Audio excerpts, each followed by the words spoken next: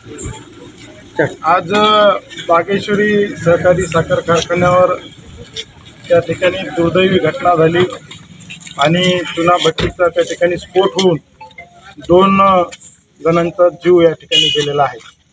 त्याच अनुषंगानं या गोष्टीची पाहणी करण्यासाठी मी स्वतः ग्रामीण रुग्णालयामध्ये या ठिकाणी आलेलो आहे। त्याच्या पीएमच्या अनुषंगानं डॉक्टर नवल साहेब असतील, डॉक्टर आंबुरे साहेब असतील, ते पुढची प्रक्रिया करत आहेत। झालेली घटना अतिशय दुर्दैवी आहे।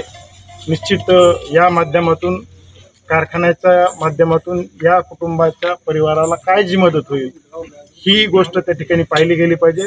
सोबतच या घटनेचा कशा पद्धतीनं हा स्फोट झाला, कशामुळे हा स्फोट झाला याचा देखील तपास करण्याच्या सूचना आदरणीय लोणीकर साहेबांनी DYSP साहेब असतील, PI असतील यांना सर्वांना दिलेला आहे। या दोन्ही कुटुंबात एक शिरसगावचा तरुण जो आहे तो 40-45 वयाचा तरुण आहे, त्यांच्या मुलीचं देखील लग्न आहे।